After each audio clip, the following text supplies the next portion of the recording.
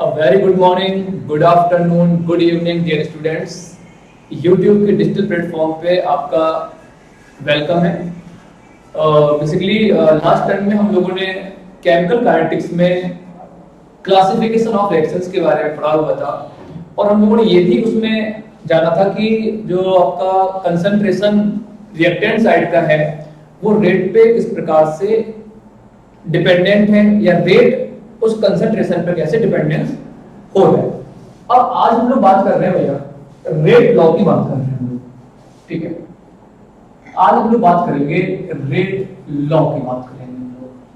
अब rate law basically होता क्या है? Rate law basically is the, ऐसे हम लोग इससे बोले हैं कि rate law is a experimental expression of reactant, ठीक है। तो आप चाहो थोड़ा सा इसमें लिख लीजिए इस बात को कि रेट लॉ बेसिकली होता क्या है। आप इसको चाहो तो लिख लीजिए पहले एक बार कि रेट लॉ होता क्या है,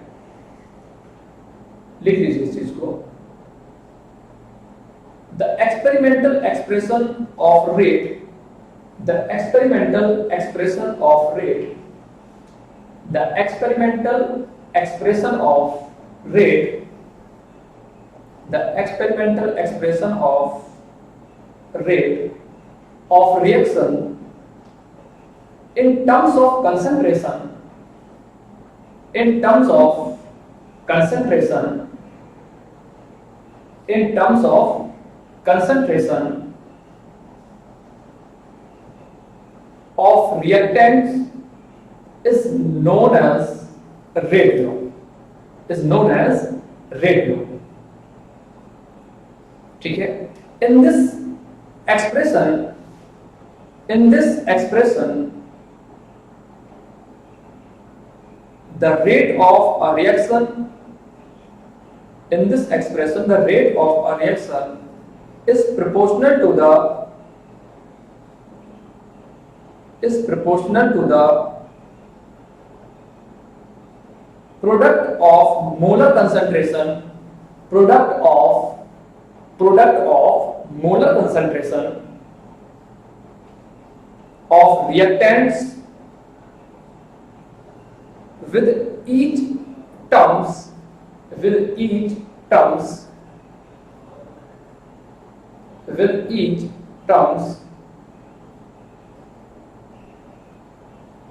raised to the power or exponent that has to be found experimentally। अब देखो भैया इसमें जितनी भी बातें हम लोगों ने की है बेसिकली इस बात पे जरा देखते हैं।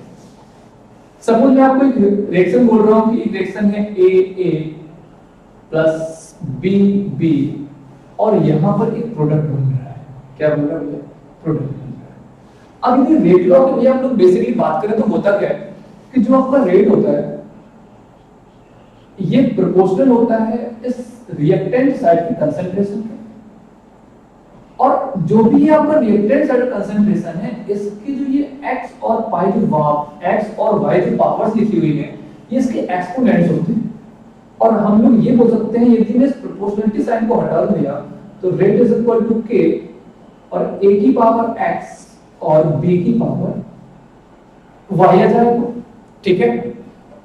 और ये आपका जो k है इसमें ये आपका कहलाएगा rate constant, where k is what, where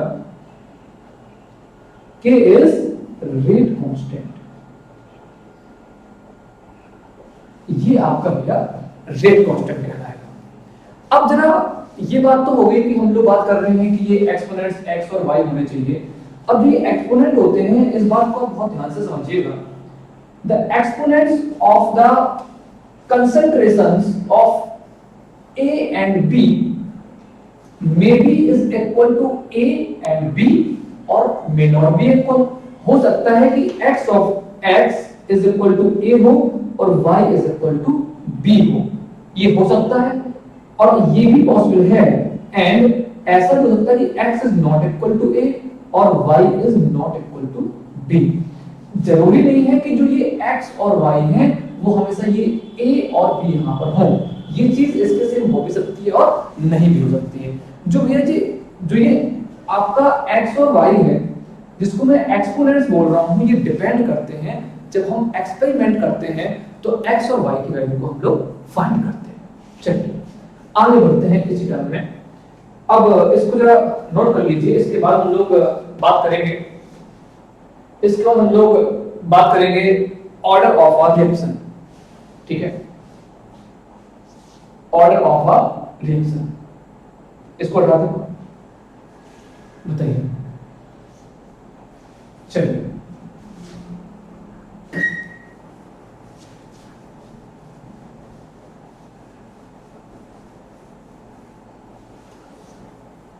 order of a reaction क्या होता है, किसी रिएक्शन का ऑर्डर कैसे निकालते हैं आपको समझते हैं।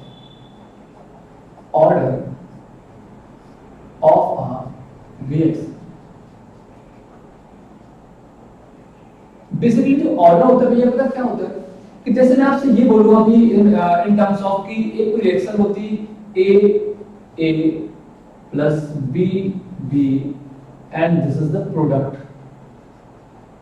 ठीक है, अभी अभी हमने पढ़ा था कि जो रेट था वो बेसिकली क्या आ रहा था, रेट इज इक्वल टू के ए की पावर x एंड b की पावर y, ये तो आ रहा है। तो जो ये एक्सपोनेंट्स का सम है, मैं ये कह सकता हूं कि order of any reactions, order of reaction, order of a reaction, order of a reaction is equal to the sum of the exponents of the reactant concentration. x और y का जो ये सम है बेसिकली ये आपका क्या कहलाएगा, ऑर्डर कहलाएगा। या मैं इसको डायरेक्टली x प्लस y को लिखूं, ठीक है, तो order of a reaction is equal to x plus y। तो यदि मैं इसको डिफाइन करना चाहूं कि भैया ऑर्डर ऑफ रिएक्शन की आप डेफिनेशन से आप क्या लिखेंगे, तो आपको ये बात समझ में आनी चाहिए कि order of a reaction basically है क्या। ठीक है, the sum of powers of concentration of reactant. भाई क्या है ये ऑर्डर ऑफ रिएक्शन, क्या है, the sum of powers of concentration of reactants. ये रिएक्टेंट्स की जो कंसंट्रेशन है उसकी जो पावर्स हैं उसी का जो सम है उसी को तो बोल रहे हैं order of reaction. Are you getting my point? ठीक, तो यदि यार ये बात समझ में आ जाती तो यार इसको लिख लीजिएगा। बहुत बार ये क्वेश्चन एग्जाम में पूछ लेता है कि भैया ऑर्डर, एक पर्टिकुलर रिएक्शन आपको गिवन होगी, फिर आपसे पूछता है किसी इस रिएक्शन का ऑर्डर क्या होगा। ठीक है, इस बात को पहले आप नोट कर लीजिए, फिर आगे बात करते हैं। डेफिनेशंस की इसमें बात करें तो मैंने अभी आपको बताया है कि order of a reaction that means the sum of the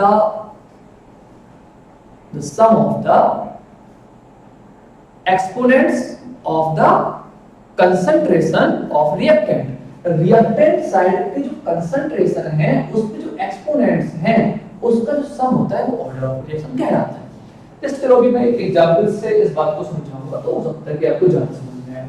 ठीक है, अच्छा ये बात तो हमने पहले कर ली थी भैया कि हो सकता है कि ये x और y a और b के बराबर हो और सम टाइम नहीं भी हो सकता है। ठीक है, आगे बात करते हैं।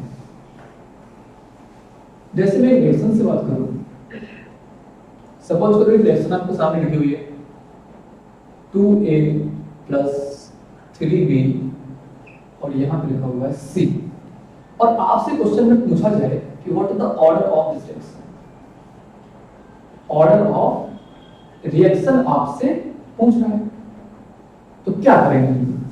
अब अभी तो हमने ये बात की है कि मोर हो सकता है कि ये जो 2 और 3 है यही आप क्या हो, एक्सपोनेंट्स में हो।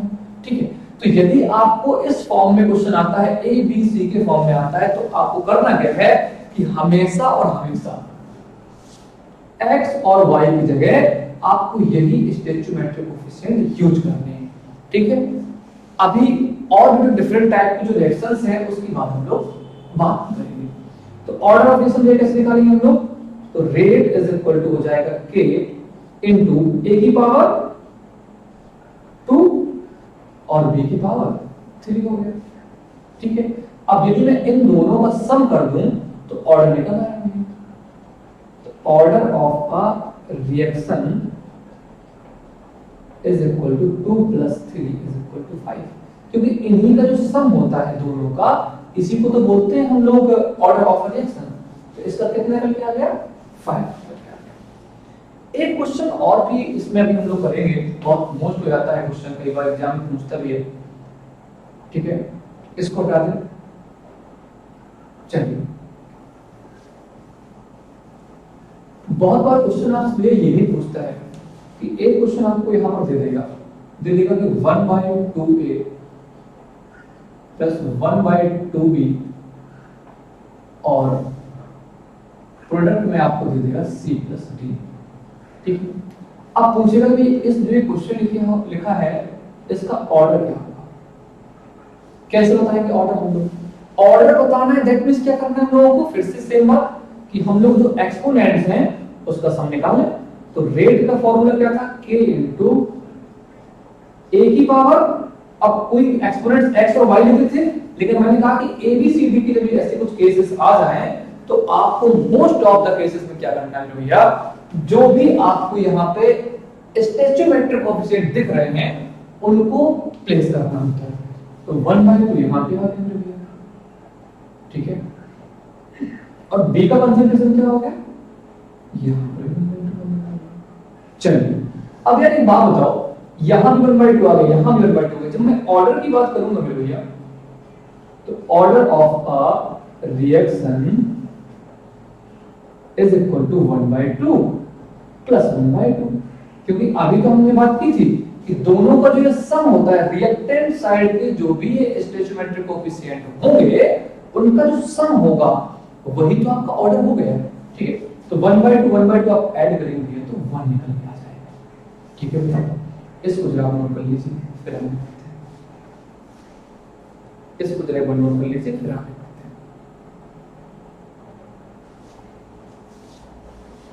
चलिए, आई होप इसको नोट कर लिया होगा।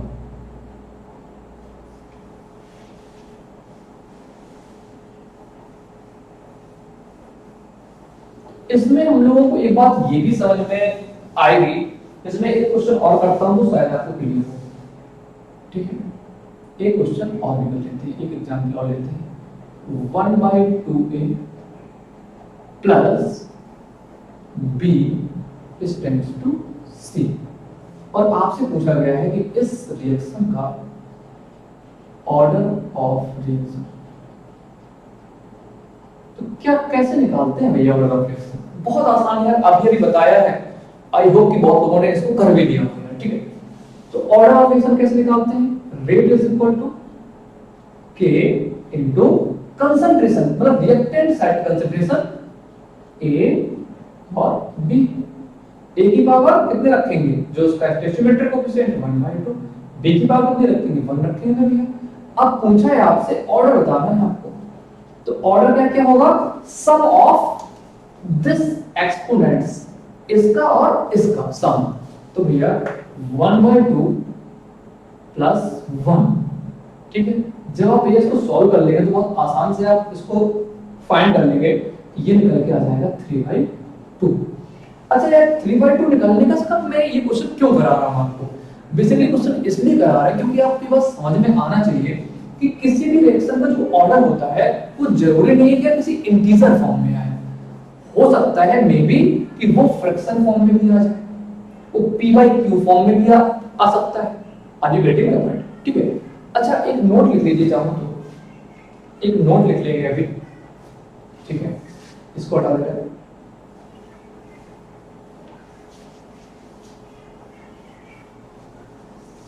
एक नोट लिख लीजिए भैया, इसमें राइट डाउन अ नोट, एक नोट इस पे हम लोग लिख ले रहे हैं, ठीक है।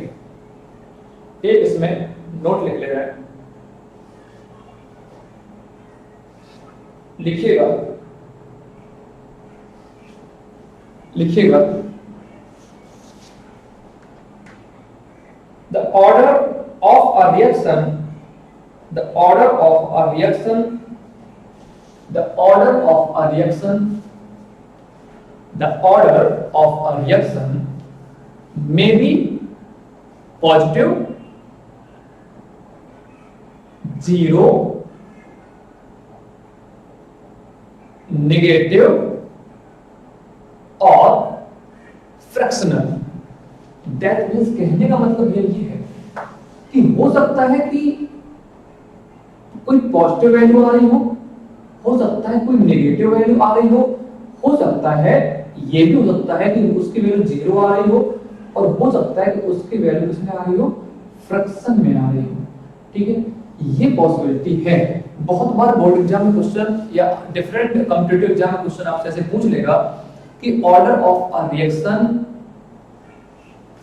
कैन बी फ्रैक्शन और नॉट, तो भैया फ्रैक्शन में हो सकता है। ठीक है, अभी तो हम लोगों ने फाइंड किया 3/2 आंसर आ रहा था। ठीक है ना, चलिए आगे बढ़ते हैं इस टॉपिक पे। ठीक है, इस टॉपिक में थोड़ा सा हम लोग आगे बात करेंगे।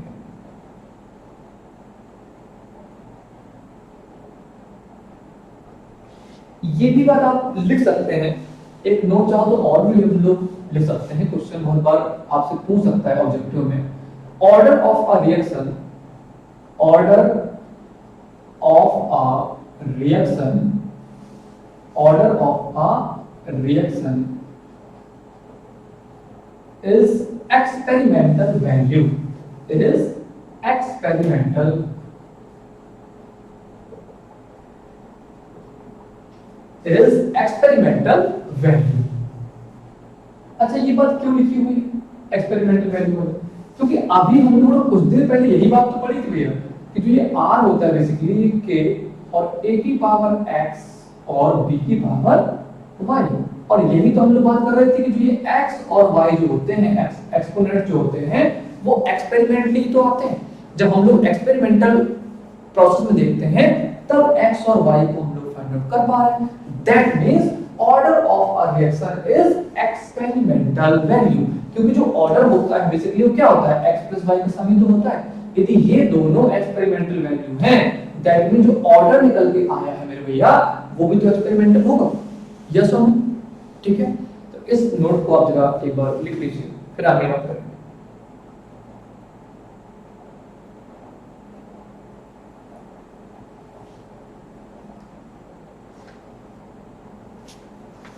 अब बात करेंगे भैया इंटीग्रेटेड रेट इक्वेशन की बात करेंगे। अब बात करेंगे integrated rate equation, integrated rate equation. इसको हटा देते हैं।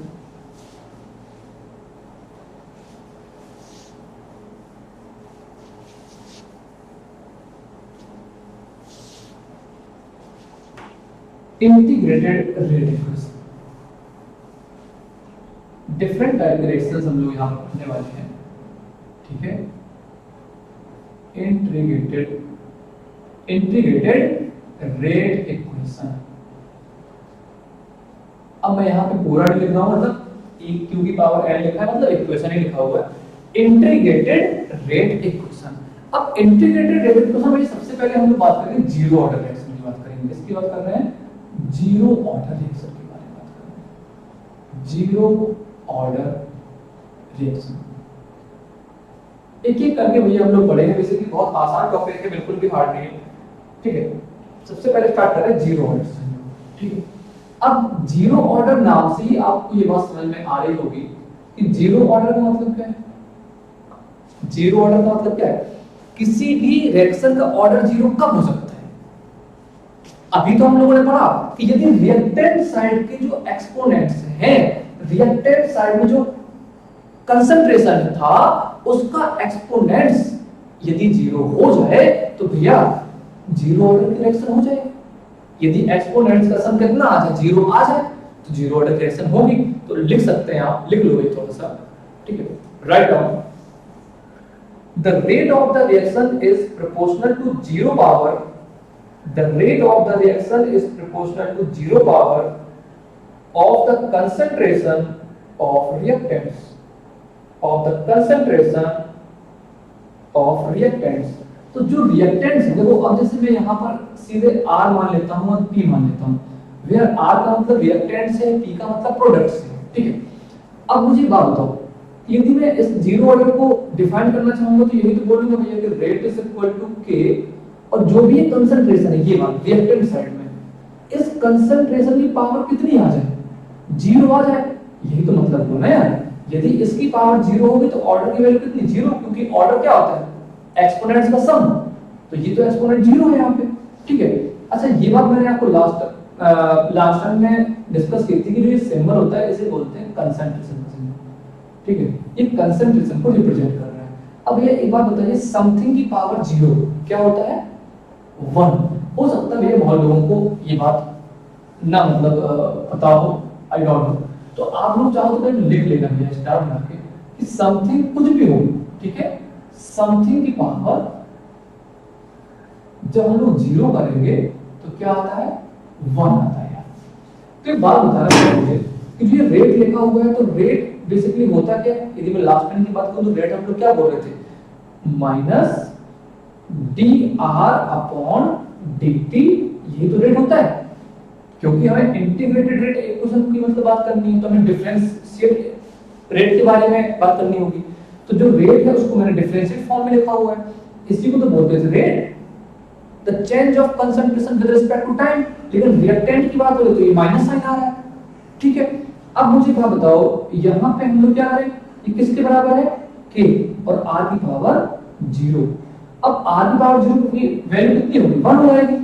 तो ये निकल के आएगा minus dr/dt is equal to मेरे भैया k। ये क्या निकल के आ गया? k निकल के आ गया। आराम से देखिए, कोई जल्दबाजी नहीं है, मतलब एक एक स्टेप क्लियर होना चाहिए और तभी आगे इस काम को काम करेंगे, ठीक है। देख लीजिए एक बार, ओके। आई होप कि ये बात बहुत आसान है और आपको ये बात समझ में आ रही होगी कि कैसे करना है, ठीक है। अच्छा, इस प्रोसेस से आपको क्या समझ में आ रहा है? इस प्रोसेस से तो ये समझ में आ रहा है कि सर जो ये रेट है, 0 ऑर्डर रिएक्शन का जो रेट है वो कंसंट्रेशन पे डिपेंड नहीं कर रहा है, क्योंकि कंसंट्रेशन पावर 0 होगी तो कंसंट्रेशन तो यहाँ पे बचेगी। दैट मींस आप तो लिख लेना यहाँ पे, इसको एक बार लिख लीजिए, नोट करके लिख लेना एक बार। The 0 order reaction, the rate of 0 order reaction, the rate of 0 order reaction does not depend upon concentration, concentration पे डिपेंड नहीं करता है। अच्छा, एक मैं प्लॉट बनाना चाहूंगा, ग्राफ बिटवीन रेट, यदि मैं ग्राफ बनाना चाहूं रेट और किसके बीच में है? कंसंट्रेशन बार, तो क्या बनेगा जरा बताइए। तो रेट और कंसंट्रेशन के बीच में मैं ग्राफ प्लॉट करूंगा, तो एक बात बताओ, जो रेट है वो कंसंट्रेशन पे डिपेंड नहीं करता, ठीक है। यदि मैं यहाँ पर ग्राफ बनाना चाहूं रेट वर्सेस कंसंट्रेशन, तो रेट को रखता हूं y एक्सिस में और कंसंट्रेशन को रखता हूं x एक्सिस में। लेकिन जो रेट है वो कंसंट्रेशन डिपेंड नहीं करता, तो इसका ग्राफ यही तो होगा, parallel to the x axis, यही तो ग्राफ होगा। और ये चीज आपसे डायरेक्टली एग्जाम में पूछ ली जाएगी। रेट वर्सेस कंसंट्रेशन, ऐसे 3-4 ग्राफ आपको दिए होंगे, फिर आपको वहां पर ये देखना होगा कि कौन सा ग्राफ 0 ऑर्डर को रिप्रेजेंट कर रहा है, ठीक है। अब जरा आगे बात करते हैं, क्योंकि मुझे इंटीग्रेटेड रेट इक्वेशन निकालनी है, तो ये डिफरेंशिएट हुआ है। एक काम करते हैं कि इसको जरा हम लोग सिंपलीफाई करते हैं, ठीक है। बहुत आसान डेरिवेशन है यार, बिल्कुल भी टफ नहीं है, बस केवल एक बार इसको समझ लीजिए। dt को हम लोग इस साइड ले जाएंगे और माइनस dr नहीं करेंगे, तो ये minus dr is equal to k dt। अब ये चीज मैं हटा देता हूं यहां से, ऐसे समझ में आएगी, ठीक है। अच्छा, इस माइनस साइन को मैं चाहूं तो यहां भी ले जाऊं, कोई दिक्कत नहीं है, ठीक। तो ये dr equal to minus k dt। अब एक बात बताओ यार, अब मुझे इंटीग्रेटेड रेट इक्वेशन फाइंड करना है, तो मुझे क्या करना पड़ेगा? मुझे इसको इंटीग्रेट करना पड़ेगा। तो इंटीग्रेटिंग बोथ साइड, दोनों साइड को क्या कर दो? इंटीग्रेट कर दो। तो integration of dr is equal to integration of minus k dt, ठीक है। अब इंटीग्रेशन कर दिया हम लोगों ने, अब बात कर रहे हैं कि एक लिमिट लगाते हैं कि लेट जो आपका इनिशियल कंसंट्रेशन था वो r0 था, फाइनल कंसंट्रेशन r है। इस पर्टिकुलर इनिशियल कंसंट्रेशन पे टाइम आपका 0 था और आफ्टर सम टाइम जब फाइनल पे आप पहुंचे हैं तो टाइम कितना हो गया? t हो गया। t is equal to t, तो यहां पे t इज इक्वल टू 0, ठीक है। अब चाहो तो यहाँ पे लिख भी, उसे पता है कि लोअर लिमिट है, ये अपर लिमिट है, तो ये इनिशियल कंसंट्रेशन है, ये फाइनल कंसंट्रेशन है, ये इनिशियल टाइम है और ये फाइनल टाइम है। अब इंटीग्रेशन तो भैया पता ही हो गया, ठीक है। यदि मैं इंटीग्रेशन ऑफ dx की बात करता हूं तो हम लोग क्या कहते हैं, integration of dx is what, x ही तो होता है, यस और नो, ठीक है, पता होगा सबको भैया। इंटीग्रेशन ऑफ dx यदि लिखा हो तो क्या होता है, x होता है, तो इंटीग्रेशन ऑफ dr क्या होगा, r होगा, तो इसका इंटीग्रेशन ये क्या निकल के आ गया, r निकल के आ गया। इंटीग्रेशन ये r और लिमिट कहां से कहां तक, r0 से अपर लिमिट, r0 से r इसकी limit is equal to minus sign बाहर ले लो, कांस्टेंट को हम लोग बाहर ले लेते हैं इंटीग्रेशन में, तो कि आपका बाहर आ गया। अब जब dt का इंटीग्रेशन करेंगे तो t निकल के आएगा, ठीक है, इंटीग्रेशन ऑफ dt करेंगे तो t निकल के आएगा, और एक लिमिट रख दो 0 से t लिमिट रख दो।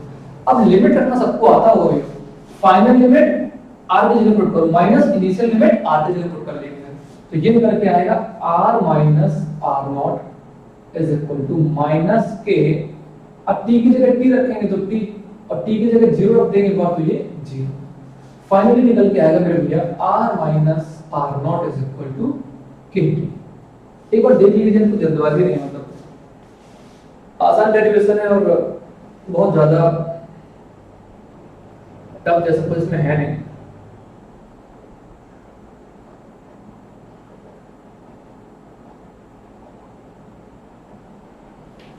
ठीक है, ये माइनस साइन यहाँ पे था तो ये साइन माइनस साइन अभी भी यहाँ पे रहेगा, ठीक है, माइनस साइन यहाँ पे था तो माइनस साइन अभी भी यहाँ पे रहेगा, ठीक है।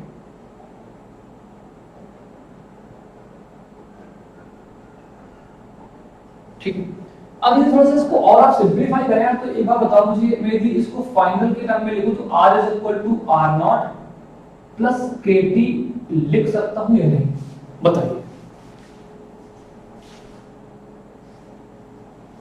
तो ये r is equal to r0 plus kt, इसको मैं लिख सकता हूं कि नहीं, लिख सकता हूं यार।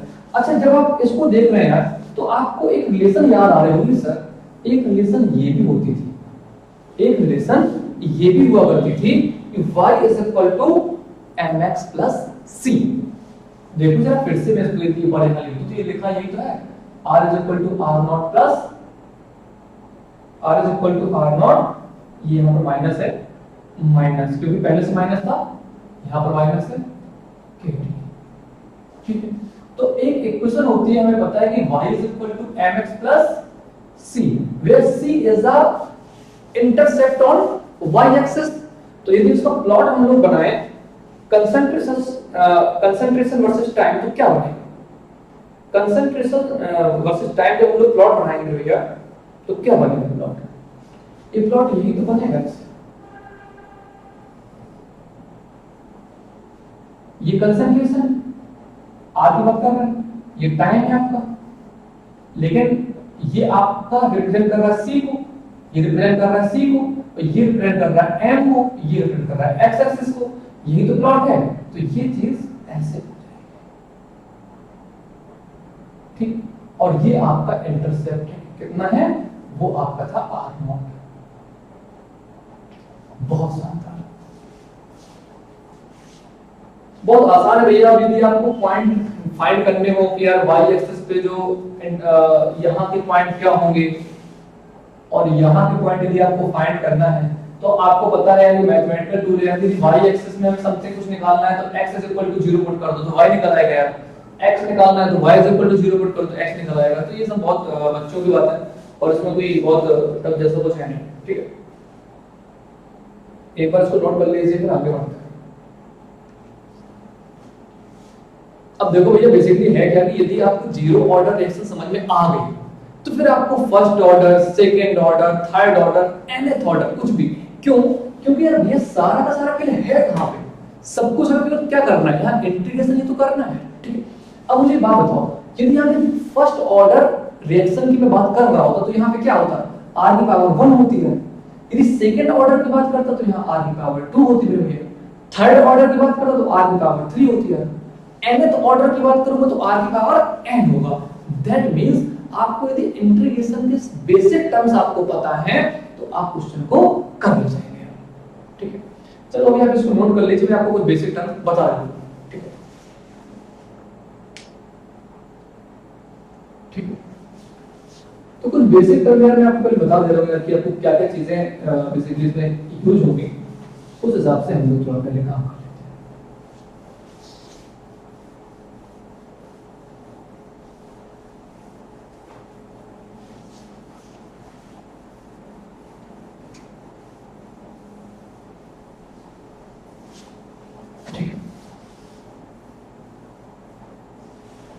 कुछ यार बहुत बेसिक टर्मिनोलॉजी की यदि हम लोग बात कर लें तो आई होप कि बहुत आसान होगा। डिफरेंशिएशन के कुछ फार्मूले और इंटीग्रेशन के कुछ फार्मूले हम लोग यार डिस्कस कर लेते हैं। हो सकता है कि बहुत लोग बायोलॉजी से हों और वो ये कहें कि भैया हमने तो सर पढ़ा ही नहीं है इसको, तो फिर हम कैसे करें ना। तो बस थोड़ा सा देख लेते हैं डिफरेंशिएशन इंटीग्रेशन के कुछ फार्मूले। जैसे मैं डिफरेंशिएशन की बात करूं यार, तो dy/dx x की पावर n, इसको हम लोग ये क्या बोलते हैं बताओ जरा, क्या बोलते हैं? यदि dy/dx ऑफ x की पावर n लिखा हुआ है, इसका मतलब यही तो करना भैया केवल कि n x की पावर n-1, ये n आपका आगे जा रहा है और n में से एक आप क्या करते रहे, माइनस करते हैं। एक और जरा देखते हैं, एक बात बताओ यार, dy/dx ऑफ e की पावर x क्या होता है? dy/dx ऑफ e की power x is always e की पावर x। ये बहुत बेसिक टर्मिनोलॉजी है जो आपको इस बात को समझना होगा और क्वेश्चन बहुत आसान हो जाएंगे। ठीक है, अब यार एक बात बताओ, यदि कभी लिखा हो कि यार dy/dx ऑफ x लिखा हो, तब क्या करेंगे यार? अब बिल्कुल सेम बात है कि dy/dx ऑफ x लिखा है तो x की पावर यहाँ n है, तो यहाँ x की पावर कितनी है? 1 ही तो लिखा हुआ है, चाहो तो सॉल्व भी कर सकते हो। तो x की पावर 1 लिखा हुआ है दैट मींस तो 1 आगे आ गया और x की पावर 1 - 1 इस वाले फॉर्मूले से, तो ये कितना करके आएगा?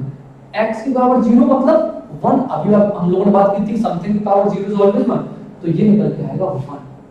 ठीक है, that means dy/dx of x is equal to 1। बहुत बेसिक टर्मिनोलॉजी की बात कर रहे हैं, बिल्कुल भी चीजें टफ नहीं है, बस समझना बहुत जरूरी है। आगे बात करते हैं भैया नंबर 4। बहुत बार आपको हो सकता है कि कुछ चीजें यूज करनी पड़े, जैसे log x में आपसे पूछ सकता है sin cos का फंक्शन, बस ये इसका पीक है। केमिकल काइनेटिक्स में इतना ज्यादा आपसे पूछेगा नहीं, ठीक है। log का जरूर पूछ सकता है कि dy/dx ऑफ log x, अभी यूज होगा बहुत जल्दी हो सकता है dy/dx ऑफ log x, तो ये रहता है आपका 1/x। हो सकता है इससे आपसे कभी sin cos तो आपको पता होगा, dy/dx ऑफ sin x क्या होता है भैया? वो होता है cos x। यदि मैं बात करूं dy/dx ऑफ cos x तो वो क्या होता है? -sin x। यदि मैं बात करूं dy/dx ऑफ tan x तो वो क्या होता है भैया? dy/dx ऑफ tan x क्या होता है? sec square x। लिख लीजिए आप, dy/dx tan x sec square x। बहुत इसका रेयर यूज कभी इसका होना नहीं है यहाँ पे, बस ये लिखवा दे रहा है कुछ बेसिक कुछ टर्मिनोलॉजी के थ्रू। ठीक है, ये बातें आप लिख लीजिए। फिर थोड़ा सा एक बार इंटीग्रेशन में कर लेते हैं। ठीक है, इनका यार यूज बहुत होना है, बार बार जितने भी हम लोग डेरिवेशन करेंगे, न्यूमेरिकल लगाएंगे, थोड़ा सा इसका यूज है, इसलिए इसको हमने यहाँ पे लिखा। ठीक है, चलिए अब यदि मैं कुछ इंटीग्रेशन के कुछ फॉर्मूलों की बात करूं, डिस्कस करूंगा उनको, तो थोड़ा सा और भी आसान रहेगा।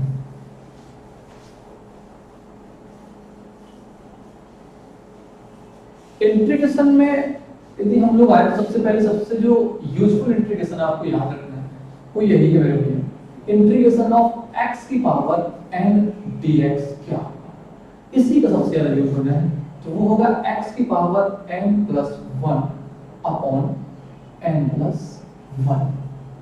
ठीक है, एक और फॉर्मूले की तरफ यदि मैं बढ़ूं, इंटीग्रेशन ऑफ e की पावर x dx, जैसे डिफरेंशिएशन e की पावर x का e की पावर x था, यहां पर भी e की पावर x है। यदि इंटीग्रेशन आ जाए इंटीग्रेशन ऑफ 1/x dx, तो भैया क्या हो जाएगा? log x। ठीक है, ये बेसिक आपको इंटीग्रेशन याद रखने हैं, क्योंकि बहुत जगह आपसे पूछे जाएंगे और यूज भी होंगे, इनको याद रखना है। ये भी एक आप बात याद रख सकते हो कि कभी यदि यह आ जाए कि इंटीग्रेशन ऑफ dx आ जाए, ठीक है, केवल इंटीग्रेशन ऑफ dx आएगा तो ये क्या होगा, x होगा, ठीक है, क्या होगा, x, इंटीग्रेशन ऑफ dx क्या होगा, x। तो ये बहुत बेसिक एक टर्मिनोलॉजी है जो बहुत बार एग्जाम में पूछे जाती है, इसको आप नोट कर लीजिए। फिर हम लोग बात करेंगे फर्स्ट ऑर्डर रिएक्शन की, उसका डेरिवेशन हम लोग कैसे करेंगे उसकी बात करेंगे, ठीक है। ये वो बेसिक टर्मिनोलॉजी है जो आपको याद रखनी है इस पूरी की पूरी यूनिट में, और ये बार बार ये चीज आपसे यूज कराएगा। इसमें भैया लॉग की वैल्यू का भी मतलब बहुत खासा यूज है। बहुत जगह आपसे लॉग की वैल्यू पूछ लेगा कि भैया log 1 log 2, ठीक है, तो वो भी याद कर सकते हैं हम लोग कुछ मतलब खास वैल्यू को। वैसे तो हिंट मतलब आती है एग्जाम में और लिख के देते हैं कि, ठीक है। चलिए अभी लॉगरिथम पे थोड़ा सा चर्चा कर लेते हैं, ठीक है।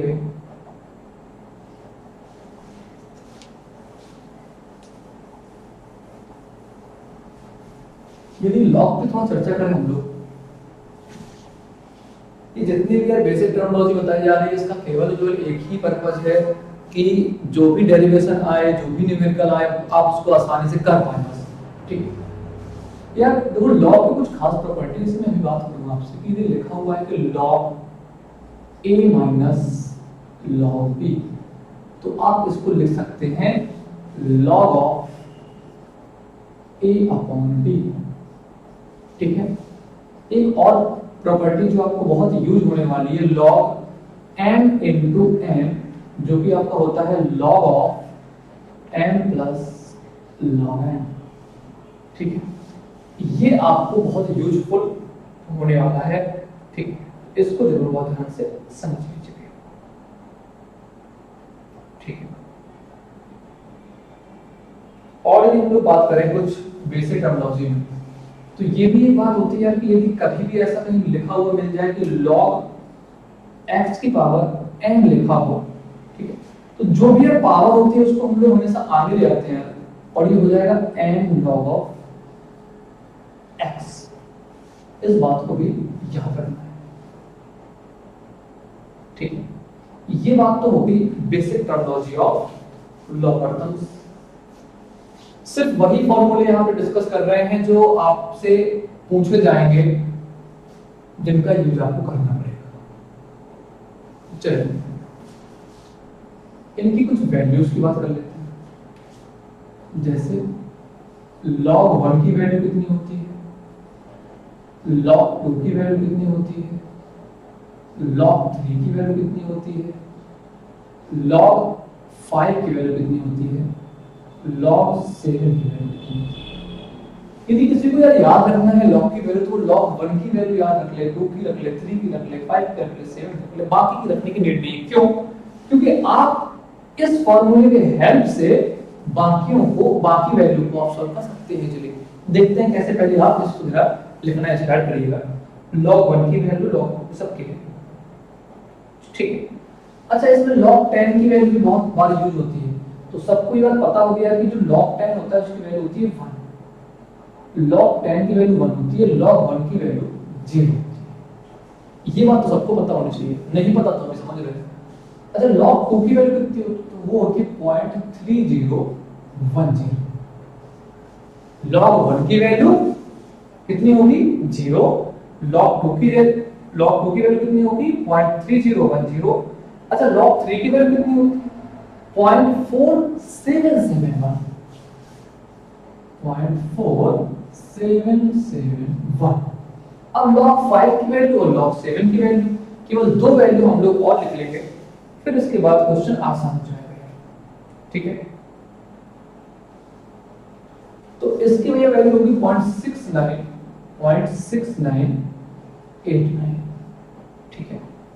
और log 7 की वैल्यू भी हम लोग लिख ले रहे हैं वैसे बोर्ड एग्जाम में बहुत बारी हिंट लिख के आते ही है, और आईएससी वालों के पास कैलकुलेटर रहता है तो उनको इतनी प्रॉब्लम नहीं है, ठीक है।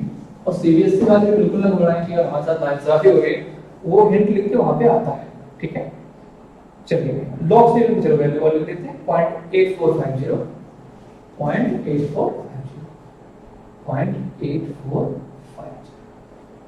अब जरा समझते हैं भैया इसका यूज क्या है। एक बात बताओ, सपोज करते हैं कि आपसे उसने log 4 की वैल्यू पूछ ली, तो आप क्या करेंगे? सर आपने तो बता ही दिया, तो मैं आपको ये बात बता रहा हूं कि आप क्या करो, उसको पावर फॉर्म में कन्वर्ट कर लो, log 2 की पावर 2 हमेशा आगे आ जाएगा। अभी हम लोग फॉर्मूला पढ़ा था log x की पावर है तो n log x हो जाना था, तो ये 2 बाहर आ जाएगा यार, ठीक है। तो ये हो जाएगा 2 log 2। अब log 2 की वैल्यू हमें पता है 0.3010, तो 2 into 0.3010, ये log 4 की वैल्यू निकल के आ गई।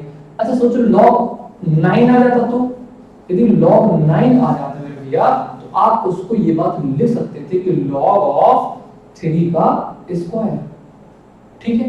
अब 2 आगे आ जाएगा और log 3 की वैल्यू आपको पहले से पता है, उसको पुट कर दो, आंसर निकाल लो।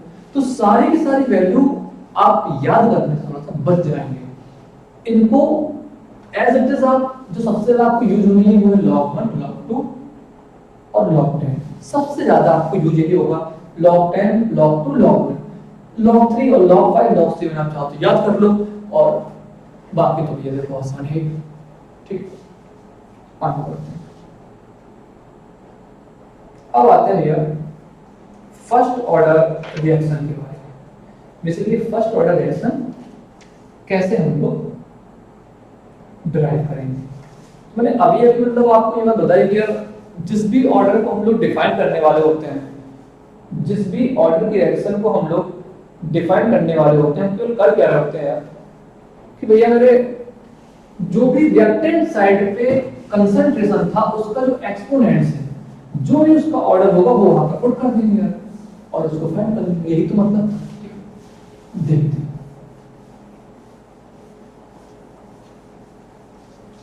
बहुत बेसिक से पढ़ रहे हैं यार, मतलब एक एक चीज को कवर कर रहे हैं इस पे, ठीक। फर्स्ट ऑर्डर काइनेटिक्स या फर्स्ट ऑर्डर रिएक्शन, ठीक है। First order reaction, first order reaction. अब फर्स्ट ऑर्डर जैसे मैंने बोल दिया तो इस वर्ड से ये बस समझ में आपको आ गई कि सर फर्स्ट ऑर्डर रिएक्शन का डेफिनेशन क्या होना चाहिए। तो खुद थोड़ा सा सोचिए इस पे। तो करना केवल ये है, the sum of the exponent of reactant concentration. तो सम कितना होना चाहिए वहां पे? 1 होना चाहिए। That means the first power of reactant concentration is known as first order reaction. देख लो ये बहुत जल्दबाजी नहीं है, आर रिएक्टेंट है और पी उसका प्रोडक्ट है, ठीक है। तो यदि मैं रेट को लिखना चाहूंगा तो क्या लिखूंगा? Rate is equal to what? Rate basically होता है माइनस dr अपॉन dt। ये तो रेट होता है, फर्स्ट लेक्चर में हम लोगों ने डिस्कस किया था। Is equal to what? Is equal to k, और r की पावर कितना रखेंगे? अब वही बात हमने की कि यहां पर एक्चुअली फर्स्ट ऑर्डर इसको होना है, फर्स्ट ऑर्डर होना है मतलब एक्सपोनेंट कितना होना चाहिए? 1 होना चाहिए पावर में। ये पावर 1 है यार, यही तो मतलब इसका हुआ बेसिकली। तो अब एक बात बताओ, हम लोग ये बात बोल सकते हैं कि जो फर्स्ट ऑर्डर रिएक्शन का रेट है वो कंसंट्रेशन पे डिपेंड कर रहा है, क्योंकि rate is proportional to the concentration. यहां पे दिख रहा है आपको, देखो यही तो दिख रहा है, माइनस dr अपॉन dt, जिसको हम रेट बोल रहे हैं। ये बेसिकली क्या आ रहा है? यही तो आ रहा है k into r। देख लीजिए यही बात तो आ रही है। तो जो रेट है इसका वो कंसंट्रेशन पे डिपेंड कर रहा है। जीरो ऑर्डर में क्या था? यहाँ पे पावर 0 थी, यदि पावर वहां पे 0 थी तो ये 1 हो जा रहा था। तो रेट कंसंट्रेशन पे डिपेंड नहीं कर रहा था, अब डिपेंड कर रहा है, ठीक है। अब डिपेंड कर रहा है, ठीक है भैया। और यदि इसको थोड़ा देखो तो आप ये बात बोल सकते हैं जो भी ये रेट लिखा हुआ है, बेसिकली जो भी ये रेट लिखा हुआ है, ये किस फॉर्म में लिखा हुआ है? ये लिखा हुआ y is equal to mx के फॉर्म में लिखा हुआ है, not y is equal to mx मतलब क्या? The line passing through the origin. यदि मैं ग्राफ प्लॉट करूं between the rate and the concentration तो क्या निकल के आएगा? यदि इसको रेट बोल दूं और इसको मैं कंसंट्रेशन बोल दूं, तो यार कंफ्यूज नहीं होना यार, रेट बोलो चाहे माइनस dr/dt बोलो, बात एक ही है, ये फर्स्ट क्लास में पढ़ लिया है, ठीक है। अब y is equal to mx मतलब क्या? The line passing from the origin. ये तो ग्राफ हो गया रेट वर्सेस कंसंट्रेशन का। तो ये चीजें बोर्ड एग्जाम में आपसे पूछ लेंगे कि जीरो ऑर्डर के लिए रेट और कंसंट्रेशन के बीच में क्या क्या होता है प्लॉट, फर्स्ट ऑर्डर के लिए प्लॉट क्या होता है, तो ये चीज अपने आप में बहुत मोस्ट होता है, ठीक है। बाकी फिर से यार इंटीग्रेशन वाली बातें आ गई। यदि मुझे इंटीग्रेटेड फॉर्म्स का निकालना तो क्या करेंगे? dt को यहां पे ले जाएंगे, सेम वेरिएबल को इस साइड ले जाएंगे, ठीक है। तो यहां पे हम लोग आगे बढ़ते हैं फिर से। इसी इक्वेशन में यहां पे लिख रहा हूं minus dr/dt is equal to kr, ठीक है, kr। तो देखो भैया minus dr/dt is equal to kr, हम लोग क्या करें सेम वेरिएबल पे इस साइड जाएंगे, क्योंकि मुझे इंटीग्रेटेड फॉर्म यदि निकालना है तो मुझे क्या करना पड़ेगा? सेम वेरिएबल पे इस साइड जाइए, तो ये k into dt हो गया है। अब इसका इंटीग्रेशन कर लीजिए, तो इंटीग्रेट कर दो, इसको इंटीग्रेट कर दो। अब इंटीग्रेशन एक लिमिट के अकॉर्डिंग करने वाले हम लोग, तो एक बार बताओ यार, इनिशियल कंसंट्रेशन यहाँ पे कितना रहा होगा? r0, फाइनल कंसंट्रेशन यहाँ पे r रहा होगा। अब ये टाइम की बात मैं करूंगा तो यहाँ पे इनिशियल टाइम कितना रहा होगा? 0, जब कंसंट्रेशन r0 था तब टाइम 0 रहा था। अब यहाँ पर फाइनल कंसंट्रेशन जब हुआ है तो time t is equal to t हो गया। सेम एकदम है, जैसे जीरो ऑर्डर में कर रहे हैं वैसे फर्स्ट ऑर्डर में, वही सेकंड ऑर्डर में, वही थर्ड ऑर्डर में करना है। अब डिपेंड ये आपके ऊपर कर रहा है कि आपको इंटीग्रेशन आ रहा है कि नहीं आ रहा है। अगर बात करें इंटीग्रेशन की तो मैंने अभी बहुत सारे फॉर्मूले लिखे हैं, उन्हीं फॉर्मूले का यहाँ पे आपको यूज भी करना है भैया। चलिए अब एक बात बताओ यार, हो सकता है कि आपके बात दिख भी रही हो बहुत सारे लोगों को, इंटीग्रेशन ऑफ 1/x क्या होता था? log x होता था। तो यहाँ पे हम लोग क्या कहेंगे? log r बोलेंगे। यदि माइनस साइन को यहाँ पे लिखो, बहुत आसान है यार, बोलो देख लो, तो ये हो जाएगा log of r, और जो लिमिट है वो r0 से r चली जाएगी। लिमिट कहां से कहां तक? r0 से r चली जाएगी। और मैं माइनस साइन को बाहर लिया या फिर मैं इस साइड मल्टीप्लाई करूं तो एक ही बात है। तो अब k बाहर आ जाएगा, और dt का इंटीग्रेशन क्या होता है? t होता है। तो t और 0 से t। जिसको ये बात समझ में नहीं आई हुई है तुरंत इस बात तेरा बताया, क्योंकि भैया r0 से r लिमिट जा रही है, ये लिमिट है, और 1/x का इंटीग्रेशन होता है log x, जो हम लोगों ने अभी फॉर्मूला पढ़ा था। अब समझ में आ रहा है कि फॉर्मूले क्यों लिखाए गए थे? क्योंकि उनका यहाँ पे डायरेक्ट यूज हो रहा है, ठीक है। नोट कर लीजिए, फिर आगे बढ़ते हैं। बहुत ही आसान यूनिट है ये, बिल्कुल भी टफ नहीं। यदि आपको बेसिक टर्मिनोलॉजी समझ में आ रही है तो फिर ये चीजें अपने आप में बहुत आसान है,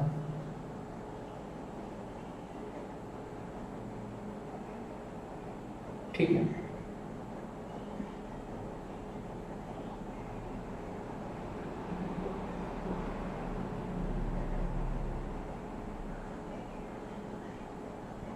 आप सही। अब बेसिकली मैं आपको इसमें एक बात और बताऊंगा, ln फॉर्म में इसे अभी इंटीग्रेशन कर रहे थे, इंटीग्रेशन ऑफ 1/x dx, तो मैं इसको ln x सीधी बोलूं यहाँ पे। बस ln x में और log x में एक फर्क है, जो आपका log होता है उसका जो बेस होता है उसका बेस होता है tan, तो जो ln होता है उसका बेस होता है e बेस होता है, ठीक है। ये बात आपको पता होनी चाहिए। तो यदि मैं यहाँ पे 1/x वाले को log की जगह ln लिखूंगा, समझिएगा इस बात को भी, इसका मतलब बस क्या है इस बात को समझिएगा, ठीक है। यदि मैं यहाँ पे ln r लिख दूं इसको, तो यदि आप ln को log के फॉर्म में कन्वर्ट करेंगे तो पता क्या होगा? ln को यदि ln x is equal to होता है 2.303 log x, जिसको ना पता हो इस बात को यहाँ पे लिखिए। जहां पे हम लोगों ने इंटीग्रेशन 1/x dx किया था उसको हम लोग ln x उसका इंटीग्रेशन भी कहेंगे। तो ये ln r यदि मैं यहाँ पे उसको बोल दूं और यदि इसको इन टर्म्स ऑफ लॉग मुझे कन्वर्ट कभी करना पड़ा तो ln x is equal to होता है 2.303 log x होता है। ठीक है, देख लो ये बहुत आसान बात है, बिल्कुल भी टफ है। अब यदि आप इसमें लिमिट पुट कर दूं यार तो ln r की जगह r पुट कर दो यार, तो ln r minus r not ln r not, क्योंकि r की जगह r की जगह r नॉट पुट कर दिया आपने, is equal to minus k, और ये t बन जाएगा केवल, क्योंकि t रखेंगे तो t और 0 रखेंगे तो 0 हो जाएगा। तो ये हो जाएगा ln ऑफ, अब ये फॉर्मूला हमने पढ़ा कि ln ये लॉग के फॉर्म में पढ़ा है या ln के फॉर्म में पढ़ा है, एक बात है, ln a minus ln b क्या होगा, ln a अपॉन b होगा, तो ये ln r upon r not होगा भैया, और ये हो जाएगा माइनस k t। इस बात को जरा समझिएगा।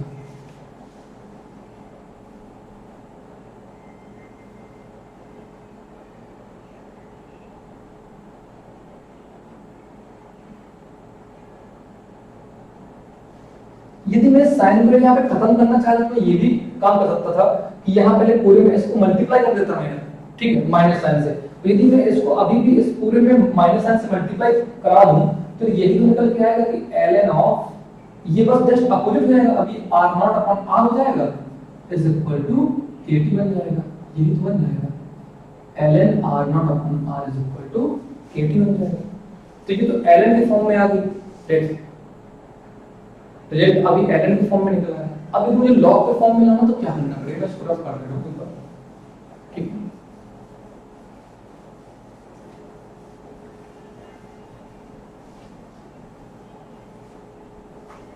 देखो भैया ln r naught upon r is equal to kt आ गया था। यदि मैं ln, अब देखो यही बात है, समझो इस चीज को, क्योंकि हमें ये बात पता है कि ln x is equal to होता है 2.303 log x। यदि मैं log के फॉर्म में कन्वर्ट करना चाहूं तो ln r naught upon r को क्या लिख सकता हूं, लिख सकता हूं 2.303 और log ऑफ, ये पूरा x ही तो है, ये पूरा r naught upon r is equal to kt, is equal to kt। यदि मैं इन टर्म्स ऑफ k इस पूरे फार्मूले को निकालना चाहूं तो k इज इक्वल टू निकल के आएगा 2.303 log of r naught upon r और अपॉन t। अब बोलते हैं लोग को ये लग रहा हो सर आपने अलग-अलग ऐसा क्यों कराया है, पहले ln के फॉर्म में फिर log के फॉर्म में। एक्चुअली क्या है कि log के फॉर्म में यदि आप उसको कन्वर्ट कर लेंगे तो न्यूमेरिकल करने में बहुत आसानी रहेगी मेरे भैया। यदि मान लो रेट कांस्टेंट की वैल्यू आपको गिवन है और टाइम पूछा है तो टाइम यहां पे रख दीजिए इसको यहां, और इसकी लॉग की value initial concentration final concentration put करके आंसर निकाल लेंगे आसानी से। बस इसलिए इसको मैंने बताया हुआ है,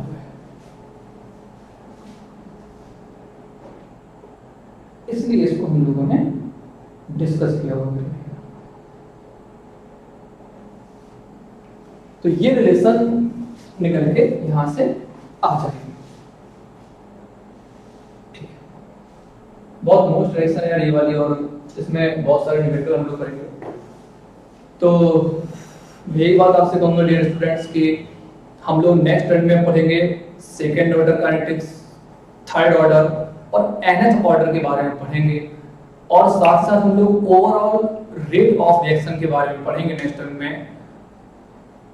और इसके बाद हम लोग मॉलिक्यूलरिटी के बारे में बात करेंगे, स्यूडो ऑर्डर रिएक्शंस के बारे में हम लोग बात करेंगे, और बाकी के टाइम आप पूरे के पूरे जो लेक्चर्स सीरीज जो इसमें चल रही है टारगेट बैच पे आप लोग देखते रहिए और अच्छे से पढ़ाई करते रहिए।